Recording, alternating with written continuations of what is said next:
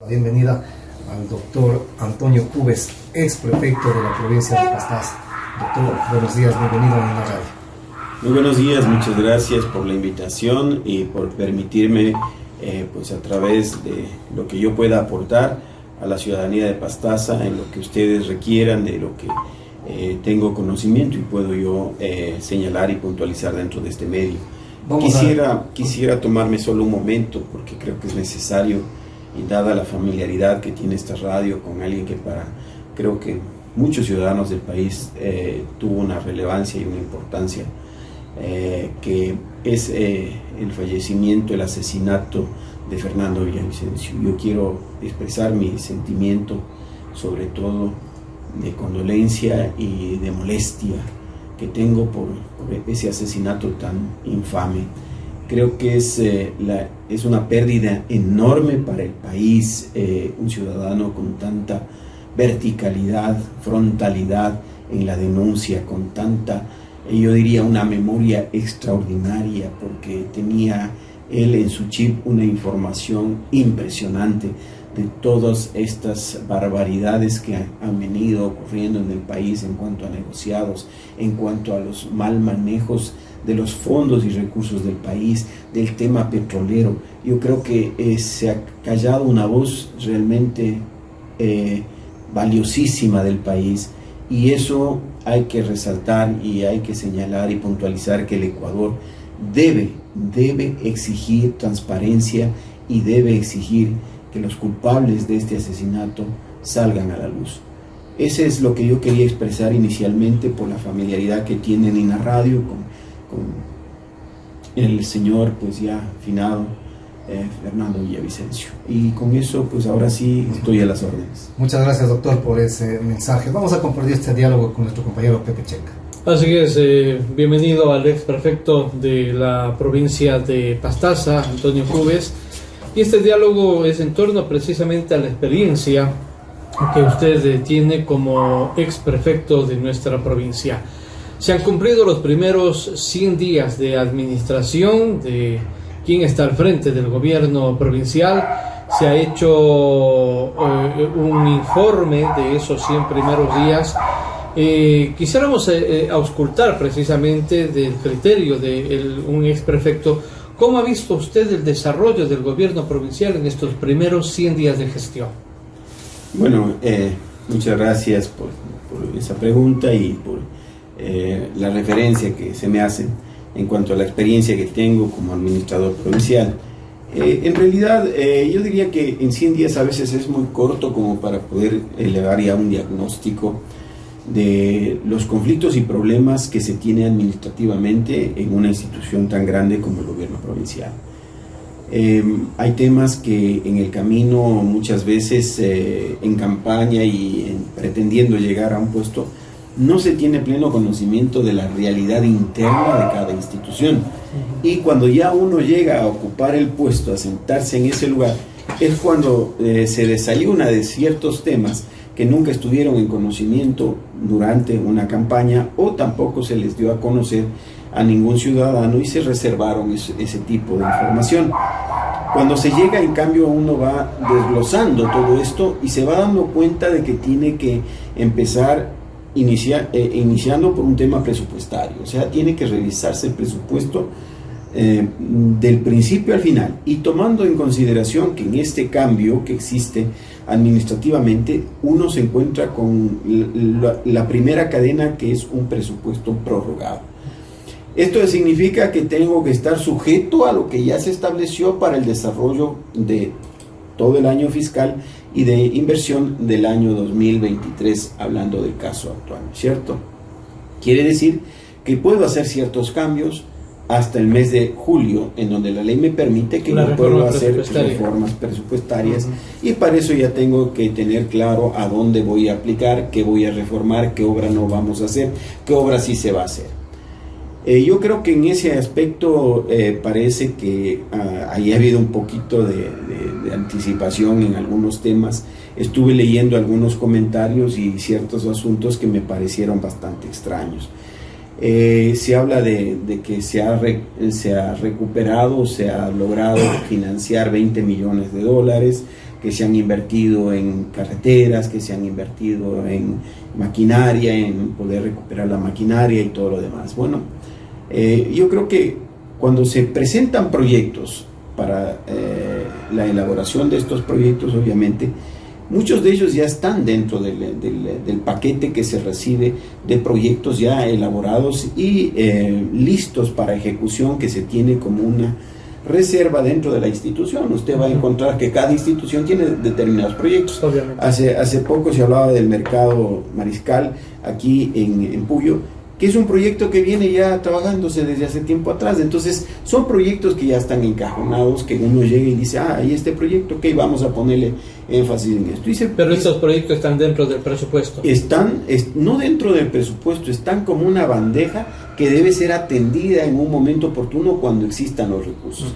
Y ahí es donde entra la máxima autoridad, llamada así dentro de la ley, a decir el sello personal que va a poner en su administración, a ver qué obra va a ejecutar. Entonces uno tiene que empezar a dar prioridad a la obra que va a ejecutar en función de la necesidad de los ciudadanos.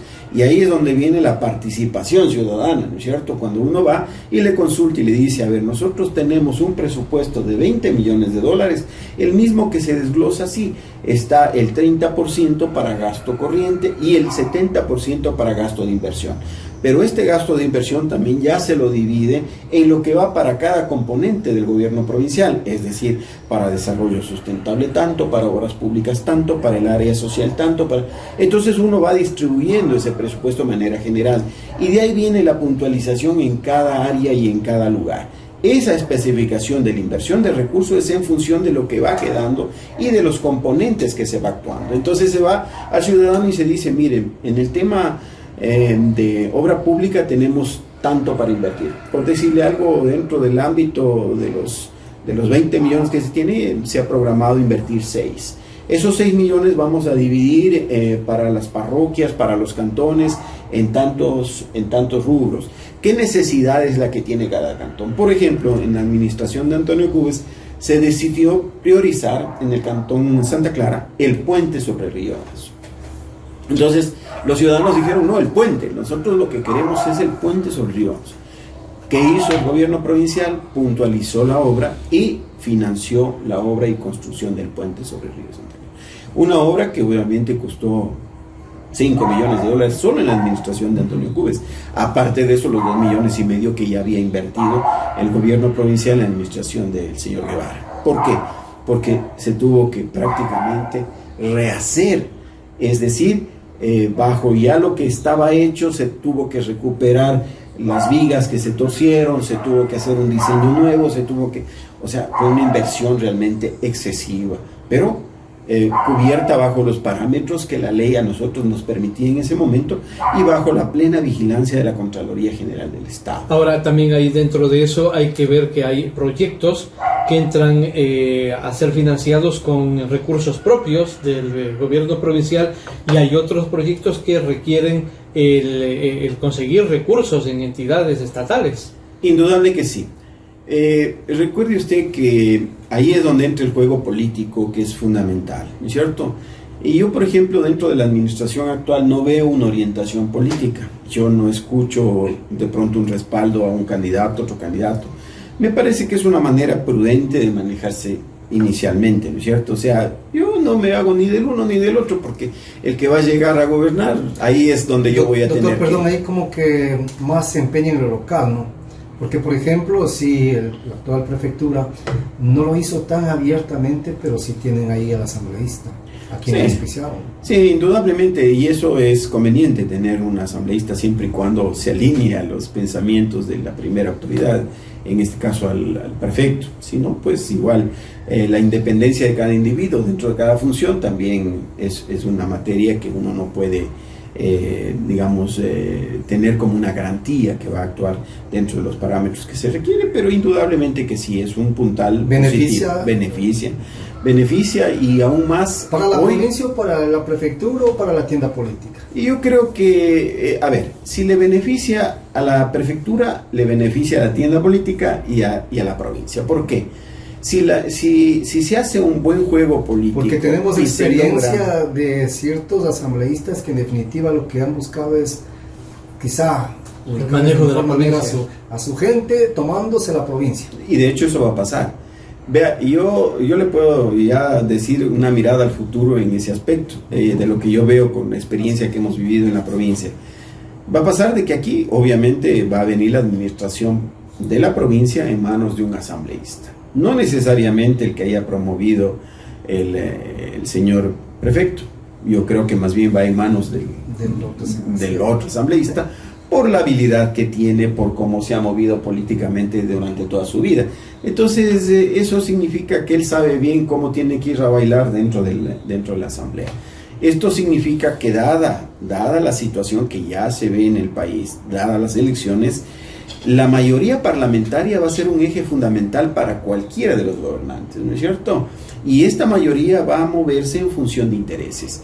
Por eso a veces yo veo a los ciudadanos que luchan por sacar esa camiseta de un partido político y van y con la esperanza de que mañana pues les ubiquen como gobernadores, les ubiquen como cualquier funcionario dentro de ese espacio político. Yo creo que se van a dar un poquito contra la pared. Es más o menos lo que pasó con Creo, ¿no es cierto? Creo que para mí tenían toda la facultad y el derecho de gobernar plenamente y que debían haber cambiado todas las autoridades habidas y por haber, pero se toparon con esto, o sea, no tenían asambleístas, no lograron tener una mayoría parlamentaria, no llevaron el número de asambleístas necesarios, no lograron hacer una coyuntura dentro de la asamblea que, obvio, ¿qué les dijo? Señores, ahora sí ustedes como compañeros quedan a un ladito y vamos a ver cuál... El voto cuesta. Exactamente. ¿Cuál de los asambleístas viene con nosotros? Quedaron sin la administración provincial, quedaron viendo nomás cómo se jugaba el partido, muchos de ellos reclamaron y decían, pero ¿cómo? Si nosotros...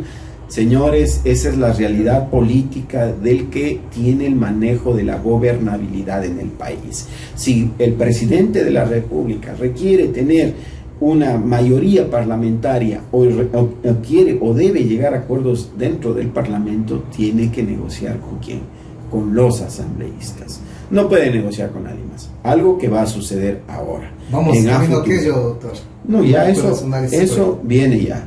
Y de ahí lo grave, porque ahí puede haber una pequeña pugna entre ambos, querer el uno o el otro, pero yo más bien considero que efectivamente ahí quien va a llevar la tutela va a ser el señor Guevara. Ahora hay un caso aquí un poco especial, ¿no? El tema de Guadalupe Llori. Es un nombre que está sonando y que ella trabaja en función de conseguir un ministerio. La pregunta sería, ¿cuál cree usted que pesa más? Una Guadalupe Llori, presidenta de la Asamblea Nacional, que ahora es representante del presidente de la República de Honor en la CTA, que trabaja en las provincias amazónicas para tratar de conseguir un ministerio, o un asambleísta que puede dar un voto. Dada la coyuntura que va a existir de aquí en poco tiempo, cuando ya se den las elecciones de segunda vuelta, la prioridad va a ser tratar de manejar el tema de la asamblea. No se olviden que van a querer convocar a una consulta popular, van a querer llamar indudablemente a llevarle al país a ciertas reformas que ya se están escuchando y que obvio hay unas de estas reformas que indudablemente son necesarias y sobre todo en el ámbito de seguridad. Creo que es fundamental hacer ciertos cambios y ahí es donde va el juego político. El asambleísta siempre va a estar por encima del ministro, siempre. No se olvide usted que la facultad que tiene la asamblea de llamar a los ministros de rendirles cuentas, y la facultad que tiene la asamblea de censurar a los ministros de Estado que obviamente no cumplan adecuadamente la labor política, sobre todo política, porque no nos olvidemos que la legislación lo que hace es sancionar políticamente, que obviamente después eso deriva en que el funcionario tenga que cesar en sus funciones. Esto, para mi forma de ver, es que la fuerza va a estar más en el ámbito legislativo que en el ámbito político que quiera llevarse mediáticamente para un tema de un ministerio, que es realmente un tema que cambia de cualquier forma en un momento a otro, políticamente.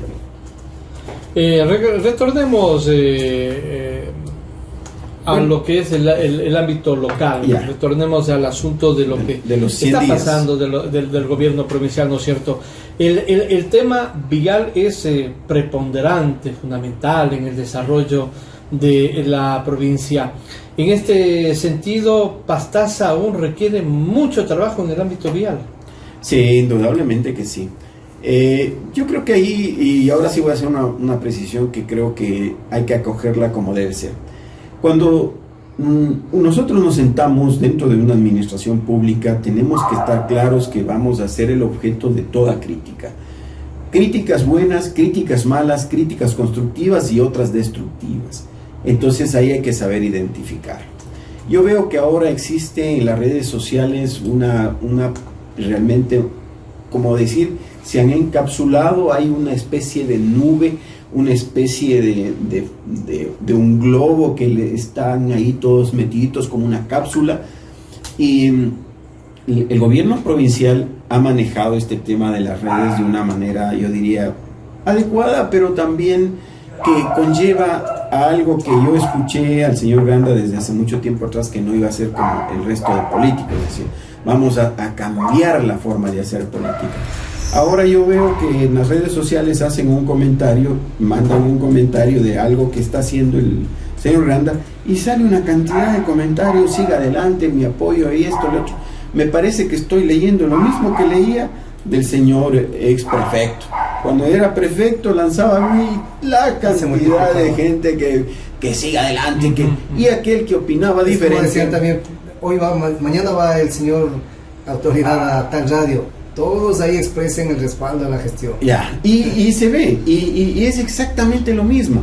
Entonces, lamentable, yo no veo ese cambio de esa nueva forma de hacer política cuando usted observa que es lo mismo.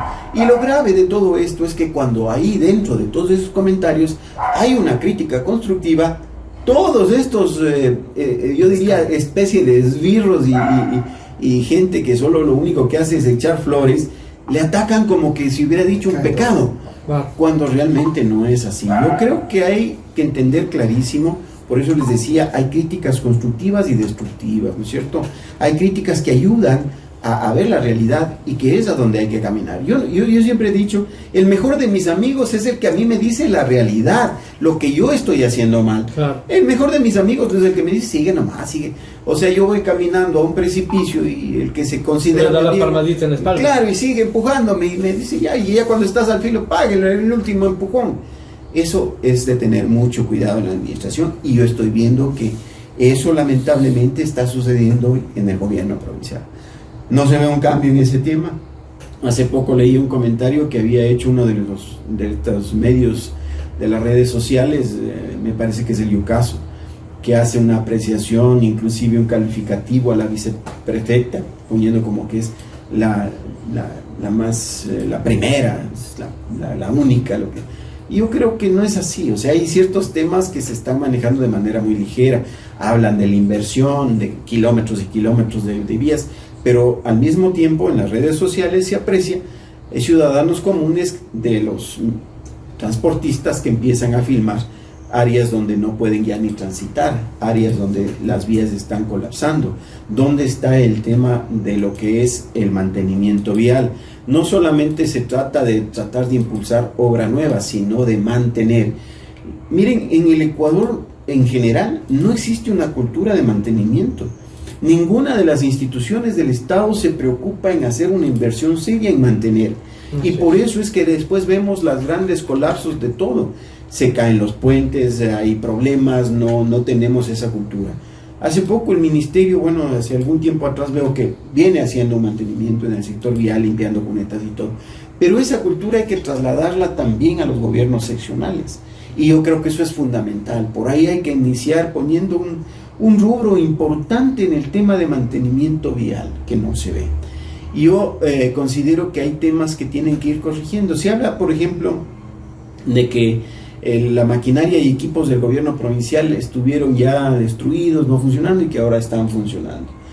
Mire, esa es una tarea bien dura, bien difícil. A nosotros nos tocó los 5 años de administración tener un seguimiento permanente en materia de los vehículos y todo, y hay inclusive a veces la separación entre la máxima autoridad y los funcionarios y empleados y trabajadores y choferes del gobierno provincial, porque se exigía un poquito más de amor a la camiseta. Se les decía, bueno, no destruyan el vehículo, porque se les daba equipos buenos, se les mejoraba, y de pronto en un solo viaje ya lo pedaceaban.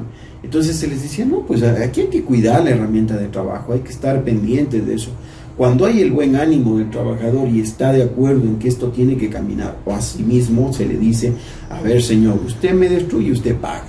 Entonces cuando se ataca por esos lados, ahí hay respuestas, porque si destruye la máquina que se le da, ha hecho mal uso de una herramienta del Estado, la ley dispone que esa persona tiene que responder. Obviamente. Entonces ahí vienen los cambios. Miren, yo no veo que hay control en el tema del uso de los vehículos como se había anteriormente. El tema de los hangares veo que realmente se desfiguró. Los hangares no es para hacer oficina permanente, los hangares era... La oficina del prefecto ahí era para momentos de diagnóstico en materia de lo que ahí se hacía. Es decir, ahí estaba todo el tema del Departamento de Obras Públicas, equipos y maquinarias, que es lo que debe haber en los hangares. Obviamente las instalaciones que ahora ya la gente visualiza, cuando nosotros hablábamos de los hangares, parece que pensaban que era una cosita así nomás y todo, pero ya se visualiza lo que es los hangares del gobierno provincial. Ahí se diseñó para que eso cumpla su función. ¿Cuál es? Es la función de mantener todos estos equipos operativos en primera fila, ¿no es cierto? Para que se haga todo eso. Además, con la idea inclusive de luego hacer una empresa pública en donde se pueda dar servicio inclusive de mantenimiento a todos los equipos y maquinarias de las diferentes gobiernos seccionales de la provincia y fuera de la provincia. Es decir, es un hangar que estaba diseñado y perfilado a tener una estructura como Caterpillar en Latinoamérica, no hablo ni siquiera de Ecuador, en Latinoamérica, o sea, tiene una capacidad impresionante para trabajar. Lamentablemente, desde la administración del señor Guevara, los hangares se convirtieron en oficinas, que fue un absurdo. Yo personalmente señalo eso como un absurdo, que se le subutiliza a ese lugar, y que no debía ser así. Y ahora se potencializa más con esta administración, que es un absurdo. O sea, no ese es el fin de los hangares. Los hangares están construidos para otra finalidad. Claro, inclusive la ciudadanía está molesta porque dice, tenemos que ir tan lejos para hablar con la autoridad. Miren, por eso se diseñó la construcción del edificio, que ahora entiendo lo están retomando, porque están hablando que van a construir no de 25 millones, dicen que van a ser en 6.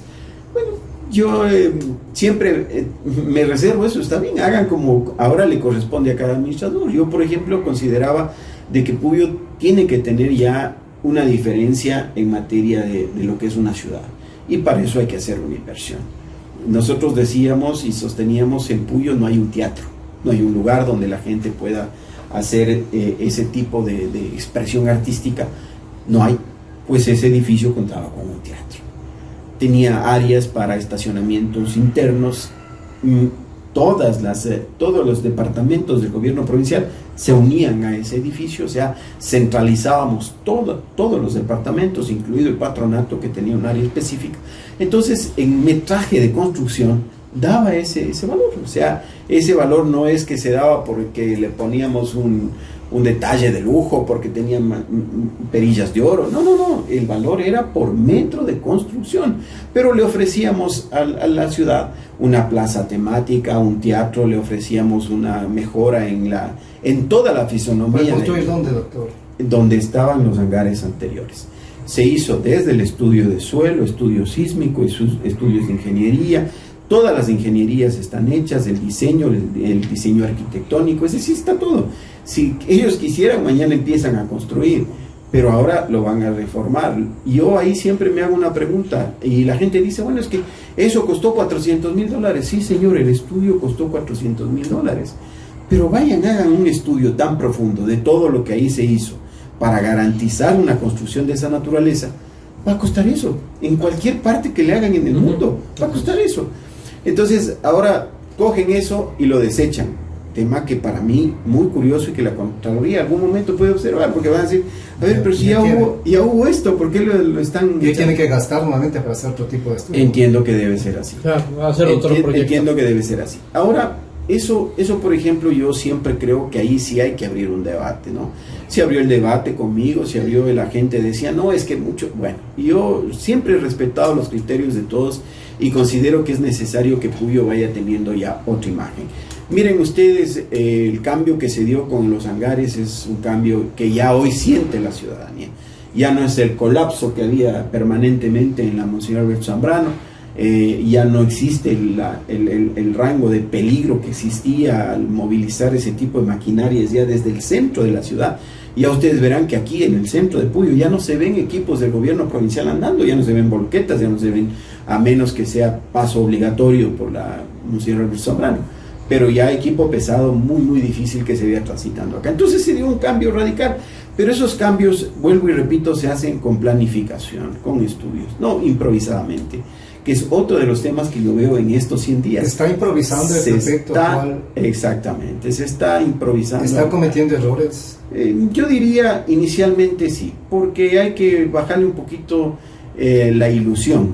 O sea, no podemos ilusionar a los ciudadanos de tal manera que mañana se vea lo que hoy pasa, ¿no? Vienen con todo el derecho del mundo a reclamar vías que se han paralizado por temas de falta de recursos y financiación, que la administración anterior, con mucha habilidad, y ya conocemos cómo lo hace, le deja embarcado a la próxima administración. Ajá. Entonces, yo ahí sí creo que hay que ser prudentes, ¿no? Caminar con pies de plomo. Exactamente, y abrirse un poquito más a no ilusionar mucho a los ciudadanos. Creo que ese error mañana les va a pasar factura.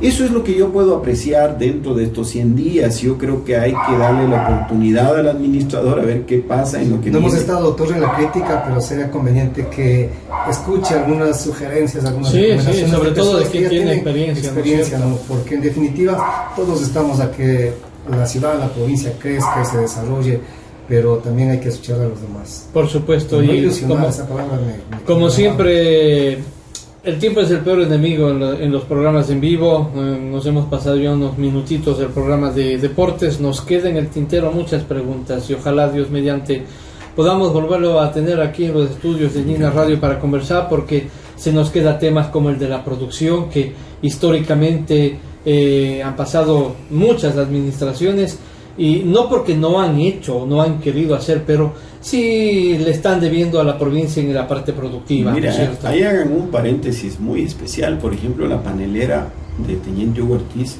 eso es una panelera importante. Cuando se la diseñó y se le hizo como debe estar, esa panelera tenía una capacidad de producir toneladas de panela. Y ya tenía inclusive el enfoque de la comercialización, el trabajo que tocaba hacer con los canicultores, el mejoramiento de la cepa de caña, es decir, ya se hizo una inversión del gobierno provincial con la Politécnica del Litoral. La Politécnica del Litoral mejoró genéticamente la caña para que ésta pueda soportar la invasión del salivazo, que era uno de los mayores problemas que tenía la producción de caña, porque este salivazo era una verdadera pandemia, un verdadero desastre. Y con esto indudablemente se mejoraba la calidad de la caña, el producto, y se podía incentivar la producción. A esto, asegurado un mercado, porque existía ya la posibilidad de asegurar un mercado, esto daba la pauta para reforzar los temas productivos en la provincia. Miren, algo que yo siempre recuerdo del famoso debate que hubo cuando yo estuve para la reelección, y el señor Guevara, yo recuerdo, dijo que la provincia en el ámbito del año de su primera administración ya iba a estar exportando productos. Ha terminado esa administración y no sé qué es lo que ha exportado, porque no se ha visto un solo producto de la provincia de Pastaza que tenga un mercado o un nicho a nivel internacional. Ahí hay que hablar claramente. El tema productivo primero hay que reforzar internamente, localmente. Reforzado localmente, se habla de abrirse a un mercado nacional. Abierto el mercado nacional, se habla de un mercado internacional. no Son es procesos. temas tan agresivos. Así es, muchísimas gracias. La presencia, en 30 segundos, la respuesta a una pregunta puntual. ¿Volverá a la política? Saben que eso me han preguntado sin fin gentes. He disfrutado de un tiempo realmente espectacular. Yo sí tengo que ser muy claro. Olvidado de todo, solamente concentrado en los temas personales. Mi profesión de abogado, que la ejerzo, que me gusta ejercerla en temas puntuales. No es que cojo todos los casos del mundo, no, pero sí los que me interesan, los que me parecen muy interesantes y que me llevan mucho estudio. Eso me gusta. Y políticamente yo creo que todos ustedes y yo somos políticos, todos, sin excepción. El ser humano es político. Así es. Que unos manejen la política de una manera y otros de otra, eso es diferente. Yo no descarto si algún momento Dios y la ciudadanía me dicen, bueno, queremos que vayan. Allí es donde yo tendré que tomar decisiones, en ese momento. Miren, ahora me pidieron que vaya a la asamblea y yo les dije que no, radicalmente les dije no. Me dijeron, pero ¿por qué? Que no sé qué, no sé qué. Vean, aquí lo único que va a haber es asambleístas que van a pelear con uñas y dientes el espacio de ellos dentro de una administración provincial. El resto, olvídense, la agenda se les va a manejar de acuerdo a lo que el momento político de cada gobernante lo ponga. No van a poder hacer mayor cosa, son apenas año o 6 meses que van a estar ahí, y para poder recién entender la dinámica les va a llevar por lo menos 3-4 meses. Luego, para querer proyectar algo y lograr las mayorías que se requiere dentro de una asamblea, es decir, los acuerdos parlamentarios, para poder llegar solamente a que se incluya dentro del debate una de mis propuestas, ya es una hazaña. Para llegar a aprobar esto se necesita de mucho tiempo. Yo para ir a hacer un ridículo, no. Mejor me quedo en ¿Y casa. por quién va a votar así rápidamente? Yo lo que le puedo decir es que por quién jamás votaré. Jamás votaré por aquellos que pasaron siendo gobierno y dejaron una secuela. ¿Pasaron cuántos de años para que odio? haya 10 años. Una secuela de odio y realmente de corrupción indescriptible. Los que se llevaron 70.000 millones. Sí, yo por eso siempre le digo y le recordaré siempre a Fernando Villavicencio, porque creo que fue una bandera en estos temas, y qué lamentable lo que le ha pasado al Ecuador. Muy amable, muchas gracias, el ex prefecto de la provincia, Antonio Cubes. Y con esto terminamos, Salvador. Gracias por la atención dispensada el día de hoy.